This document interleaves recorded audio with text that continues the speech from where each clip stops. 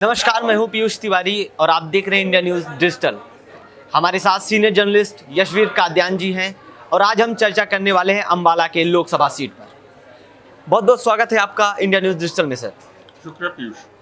Sir, Haryana का hot seat Ambala भी आता है और क्या रहा है उसका चुनावी समीकरण? क्या वहाँ पे जो प्रत्याशी हैं मौजूदा तौर पे, क्या इनकी पोजीशन क्या दिख रही है?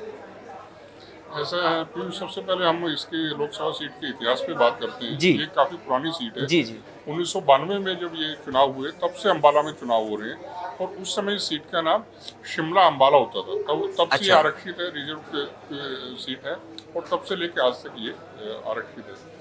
ये सीट बेसिकली यहाँ पे कांग्रेस का प्रभुत्व रहा है। अब तक जितने भी चुनाव हुए हैं उसमें 9 दफ़ा कांग्रेस उम्मीदवारों ने यहाँ पे जीत हासिल की है और 5 दफ़ा बीजेपी या जनसंघ कह लीजिए अन्य पार्टियों, दूसरी पार्टियों ने, और एक दफ़ा यहाँ पे बसपा के अमन कुमार नागरा भी यहाँ से जी जीत चुके हैं। जो भाजपा के एक बड़े कद्दावर नेता रहे हैं चौधरी सूरज भान जी, वो 4 दफ़ा यहाँ से रहे हैं, एमपी रहे हैं।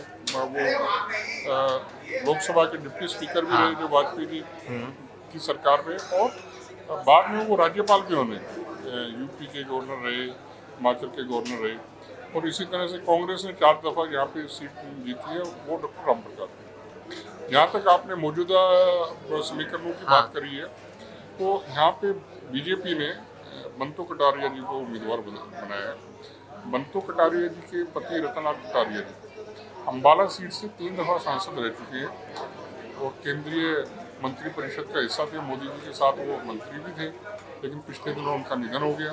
लेकिन चुनाव में चूँकि समय कम था तो बाई इलेक्शन नहीं हुआ और बीजेपी ने उनकी बीवी बंतो कटारिया को मौका दे दिया। उधर अगर हम कांग्रेस की बात करें तो कांग्रेस ने वरुण मुलाना को उम्मीदवार बनाया है जी।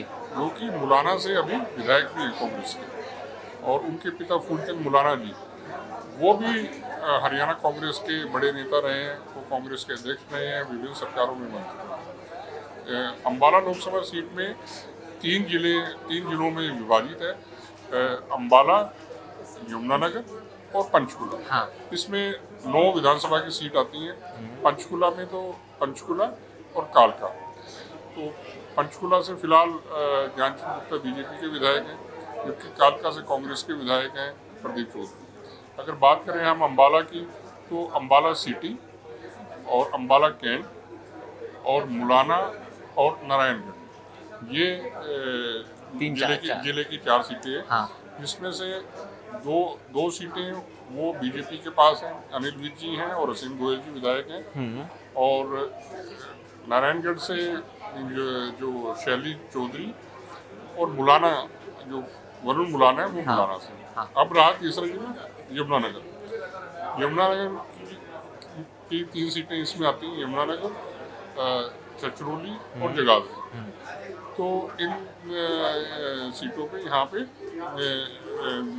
जो यमुनानगर में भी और अंबाला जिले में भी और पंचकुला में भी, ये शहरी कई कस्बे हैं। हाँ। बड़े जिले हैं, तो ऐसा माना जाता है कि बीजेपी को शायद शहरों से ज़्यादा वोट मिले। हाँ। और गाँव में क्योंकि किसान आंदोलन रहा है और कई पिछले दिनों इस तरह के समीकरण भी रहे, जिला परिषद में भी कोई भाजपा का बहुत अच्छा प्रदर्शन नहीं रहा, तो हो सकता है कि गाँव में भाजपा को इतना समर्थन ना मिले जितना कि शहरों में मिलने की उम्मीद की जा रही है। जी सर, अंबाला में टक्कर किसके किसके बीच में है? बीजेपी कांग्रेस या बीजेपी जेजेपी? नहीं, जेजेपी की कहीं कोई कहानी नहीं है किसी सीट पे। जी। अंबाला में जो मुकाबला है मुख्य बंतो कटारिया और वरुण मुलाना, हाँ। कांग्रेस और बीजेपी के बीच सीधा कॉन्टेस्ट है। जी। मुद्दे क्या हैं? मुद्दे तो ऐसा ना, जो विपक्ष है वो तो महंगाई, बेरोजगारी, अग्निवीर, किसानों का अपमान, खिलाड़ियों का अपमान, इन मुद्दों के ऊपर फोकस कर रहे हैं।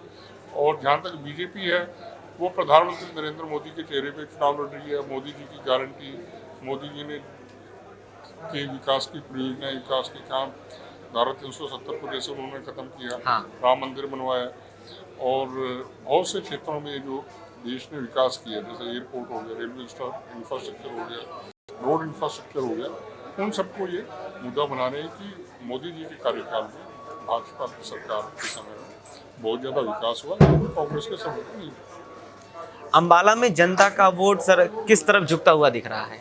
नहीं, अभी तो देखिए, अभी फिलहाल जो माहौल होगा, माहौल के हिसाब अभी से। मुझे लगता है कि चूंकि चुनाव का समय है, हाँ। 25 मई को मतदान है, हाँ, धीरे धीरे दोनों लोग मन बनाने लगेंगे, तो बड़े नेताओं का भी यहाँ पे रैलियाँ होंगी।